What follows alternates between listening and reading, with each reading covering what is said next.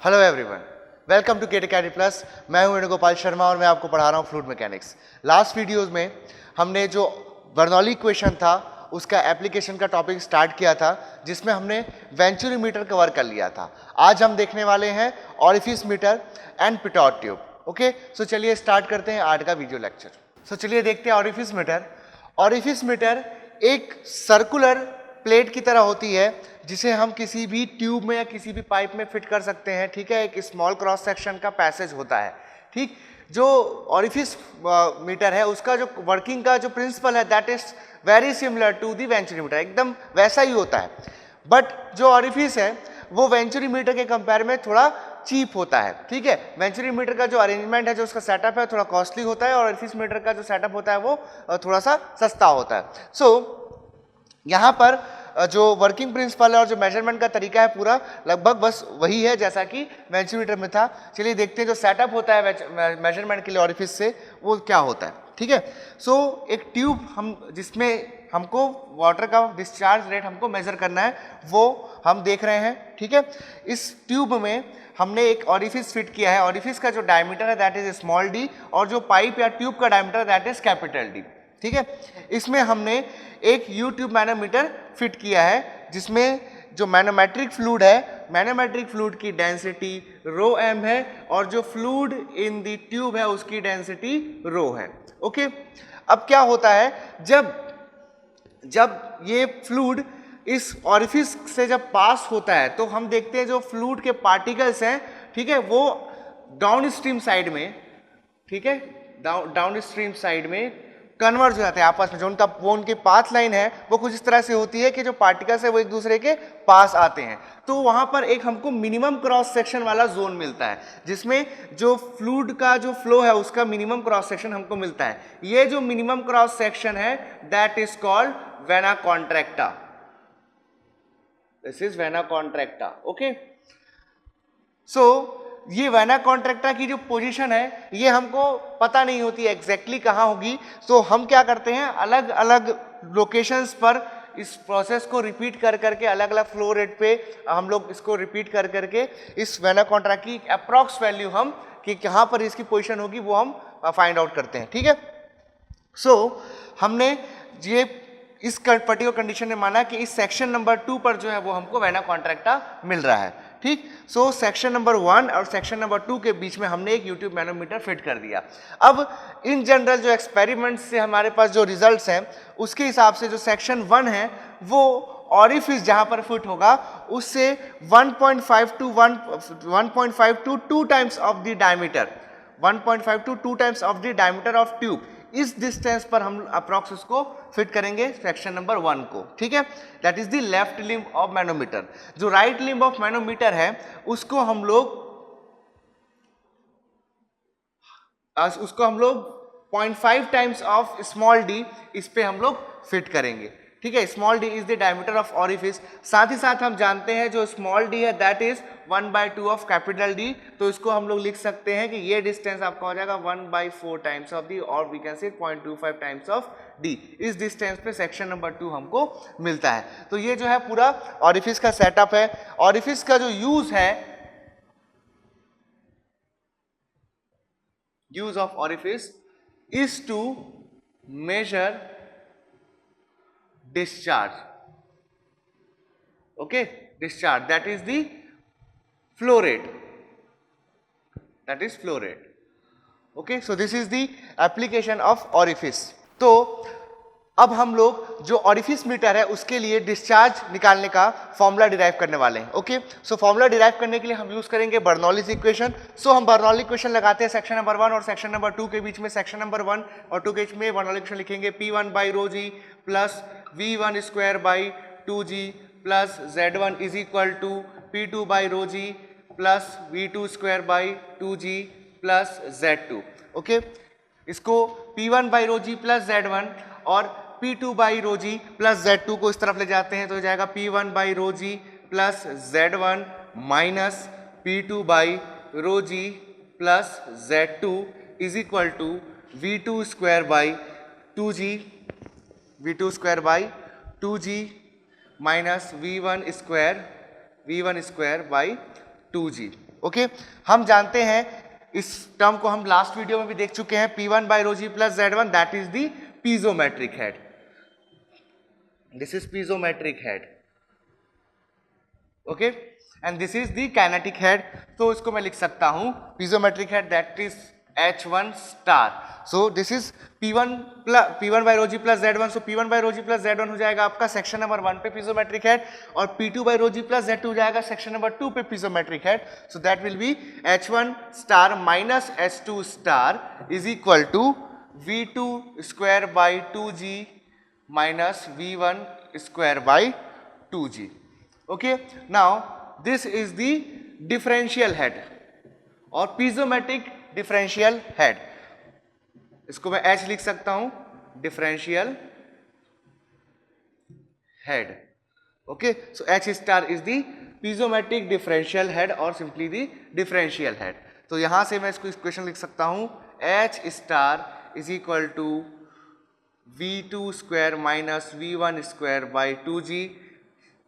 इसको यहां से लिख सकता हूं V2 square is equal to V1 square plus 2g to H star. Okay so ये यहां पर से मेरे पास V1 और V2 के बीच में यहां से एक रिलेशन मेरा ड्रॉ होता है. ठीक है, नाउ H स्टार जो है, H स्टार को मैं जानता हूं H स्टार का फॉर्मूला होता है आपके पास del H into rho M by rho minus 1. हम ये फॉर्मूला जो है लास्ट वीडियो में डिराइव कर चुके हैं. ठीक है, पीजोमेट्रिक हेड्स के बीच जो डिफरेंस रहता है that is H1 minus H1 star minus H2 star. ये जो फॉर्मूला था हम लोग लास्ट वीडियो में डिराइव कर चुके हैं, तो उसको मैं यहाँ डायरेक्टली लिख रहा हूँ. ठीक है, साथ ही साथ चलिए अब देखते हैं कंटिन्यूड इक्वेशन से. कंटिन्यूड इक्वेशन से होगा A1 V1 is equal to A2 V2. A1 V1 is equal to A2 V2 हो जाएगा. सो V1 मैं लिख सकता हूं A2 V2 by A1. Okay, this is the value of V1.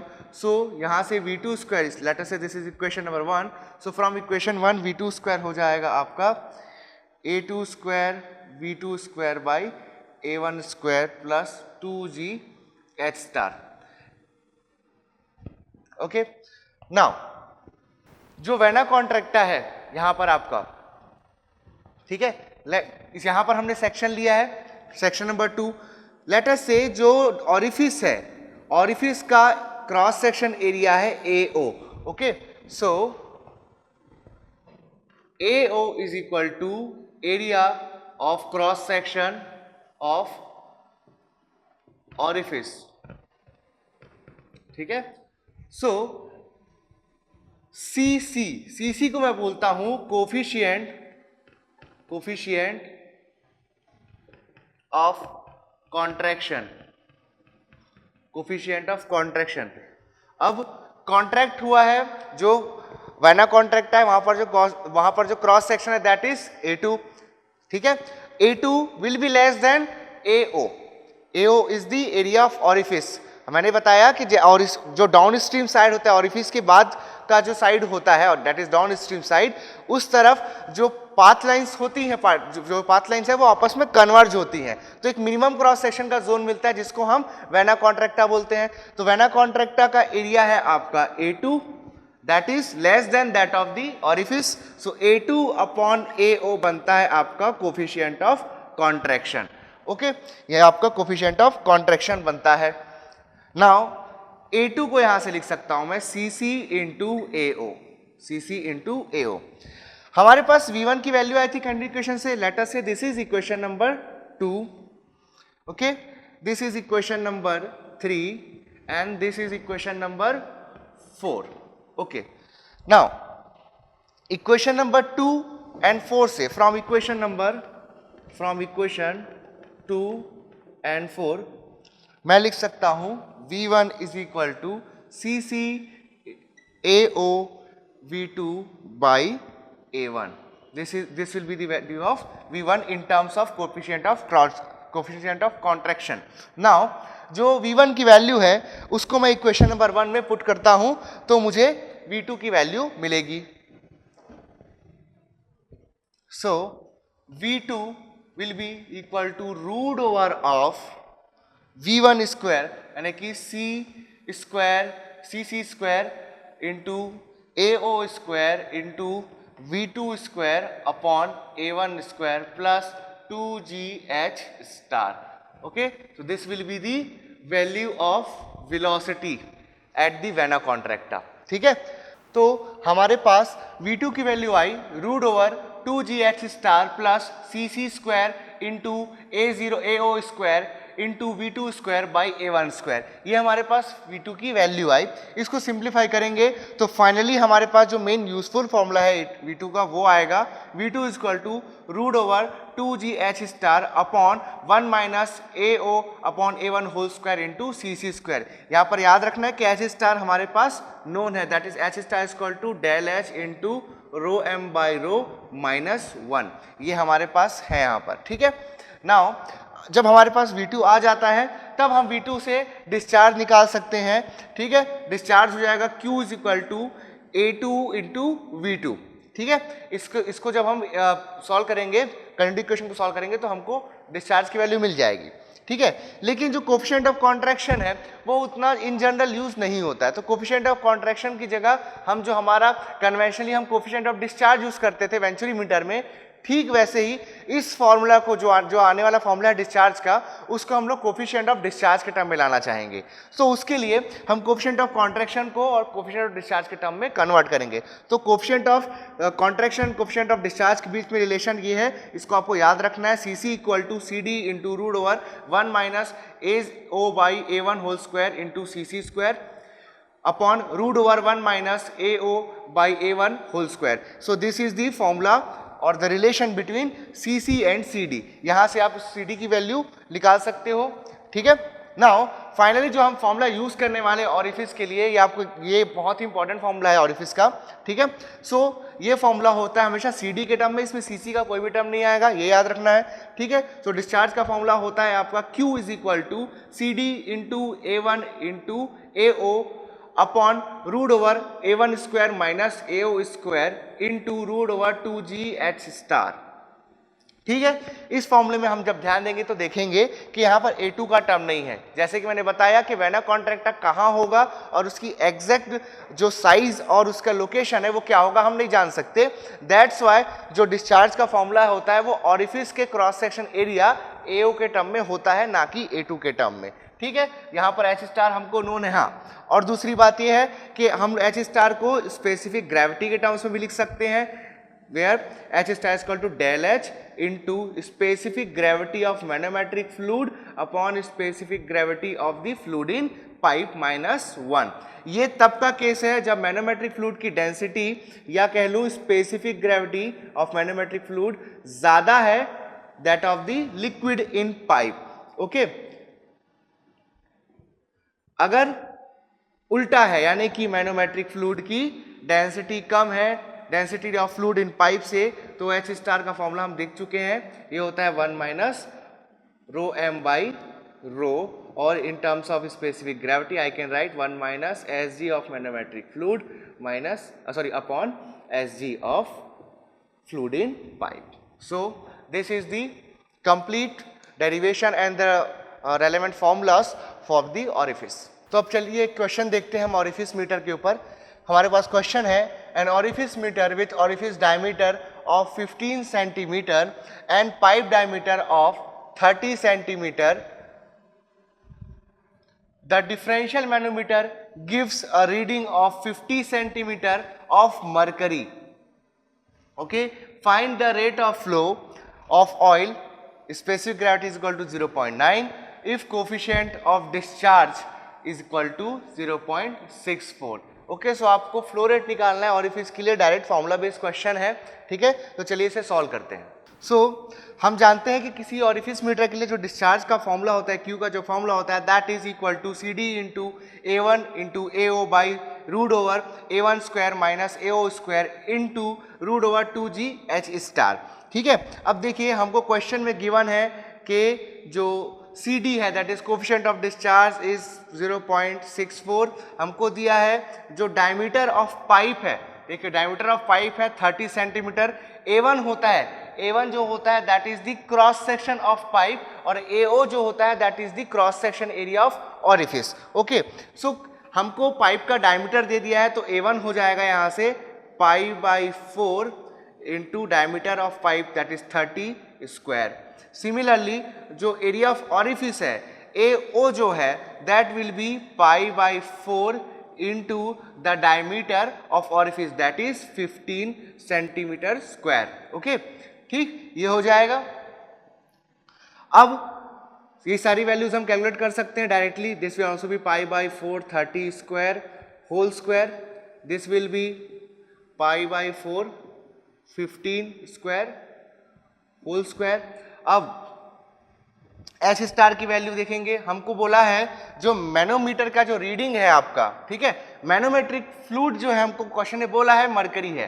कैसे क्वेश्चन देखिए पढ़ते हैं हम, differential manometer gives a reading of 50 centimetre of mercury. Okay, so definitely जो हमारा मैनोमेट्रिक फ्लूइड है दैट इज मरकरी। अब मरकरी के लिए हमको ना डेंसिटी दी है ना ही उसकी स्पेसिफिक ग्रेविटी दी है, तो हमको हमेशा उसकी जो स्टैंडर्ड वैल्यू है स्पेसिफिक ग्रेविटी की वो हमको याद रखनी है। मरकरी के लिए जो Sg की वैल्यू होती है दैट इज 13.6। हम Sg के टर्म्स पे जो फॉर्मूला होता है H स्टार का वो यूज करेंगे, उससे हमारा टाइम सेव होगा एक तो, क्योंकि जो ऑयल का डेंसिटी है वो भी नहीं दिया है, हमको ऑयल की स्पेसिफिक ग्रेविटी दी है। अगर यहाँ डेंसिटी दी होती तो डेंसिटी हमारे लिए कन्वीनियंट होता। ओके, सो H स्टार हो जाएगा del H into rho m by rho minus 1। ये वाला फॉर्मूला इसलिए यूज कर रहे हैं क्योंकि जो हमारे पास स्पेसिफिक ग्रेविटी है आपके मैनोमेट्रिक फ्लूइड की दैट इज 13.6 और जो हमारा लिक्विड है इन पाइप दैट इज ऑयल उसकी स्पेसिफिक ग्रेविटी है 0.9, यानी कि जो मैनोमेट्रिक फ्लूइड है वो हैवी है as compare to the fluid in pipe. That's why हम ये वाला फॉर्मूला यूज करेंगे। अगर सिचुएशन इसकी उल्टी होती, यानी कि जो मैनोमेट्रिक फ्लूइड है उसकी डेंसिटी कम होती और जो फ्लूइड इन पाइप है उसकी डेंसिटी ज्यादा होती, तो इन दैट केस हम दूसरा फॉर्मूला यूज करते that is del H into 1 minus rho m by rho, ये वाला फॉर्मूला यूज करते। ठीक है, हमारा फॉर्मूला Sg के टर्म में हो जाएगा Sg m upon Sg minus 1, del H into Sg m by Sg minus 1, ये हो गया आपका फॉर्मूला। डेल H की वैल्यू है 50 सेंटीमीटर, Sg दी है हमारे पास 13.6, Sg m की वैल्यू 13.6 है एंड Sg ऑफ ऑयल दिया है 0.9 माइनस 1। तो सारी वैल्यूज को कैलकुलेट करके हम इसमें पुट करते हैं तो हमारा डिस्चार्ज आ जाएगा। सो इसको सॉल्व करने पे हमारा जो डिस्चार्ज है पाइप में वो आ रहा है 137,414.25 सेंटीमीटर क्यूब पर सेकेंड। ओके, नाउ हम कुछ इंपॉर्टेंट कन्वर्जन्स देखेंगे। ठीक है, सबसे पहले हम जानते हैं कि जो डिस्चार्ज या फिर वॉल्यूम फ्लो रेट होती है उसकी यूनिट होती है मीटर क्यूब पर सेकेंड। ठीक है, 1 मीटर क्यूब में 1 मीटर क्यूब की बात करूं तो 1 मीटर क्यूब में होते हैं 1000 लीटर्स।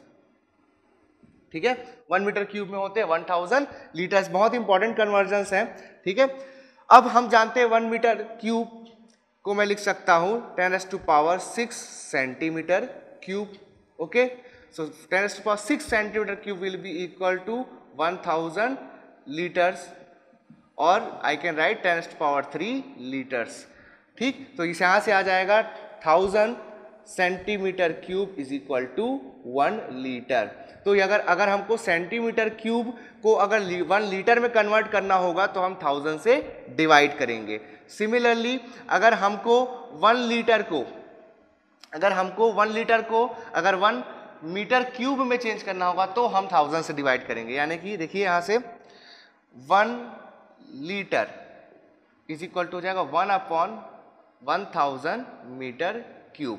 ठीक है, सिमिलरली अगर हमको 1 सेंटीमीटर क्यूब को 1 लीटर में कन्वर्ट करना होगा so that will be 1/1000 litre.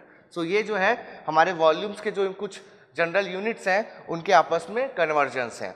ठीक है, तो ये हम लोग के जो आगे आने वाले प्रॉब्लम्स होंगे उनमें ये यूजफुल हो सकता है। सो आज के इस वीडियो में हमने ऑरिफिस मीटर का टॉपिक कवर कर लिया है। नेक्स्ट वीडियो में हम पिटॉट ट्यूब भी कवर कर लेंगे। आई होप आपको ऑरिफिस मीटर का जो यूज़ है वो समझ आ गया होगा। ऑरिफिस के जो न्यूमेरिकल होते हैं वो बहुत ही ईजी और डायरेक्ट फॉर्मूला बेस्ड होते हैं। सो अगर ऑरिफिस के न्यूमेरिकल्स को आप चाहते हैं कि आप गेट एसएससी या फिर अपने सेमेस्टर एग्जाम में उसको हिट कर पाओ, सो आपको इसके सिर्फ फॉर्मूले हैं वो याद रखने पड़ेंगे। ठीक है, जो ऑरिफिस का कंस्ट्रक्शन है वो मैंने आपको बहुत अच्छे से समझाया है। अगर आपको ऑरिफिस से रिलेटेड कोई भी डाउट है तो आप नीचे कमेंट सेक्शन में डाल सकते हैं। अगर आप हमारा वीडियो पहली बार देख रहे हैं तो हमारे चैनल को सब्सक्राइब करना ना भूलें और नीचे बने बेल आइकन को जरूर दबाएं। मेरे और मेरे गेट अकेडमी प्लस टीम की तरफ से आप सभी को थैंक यू।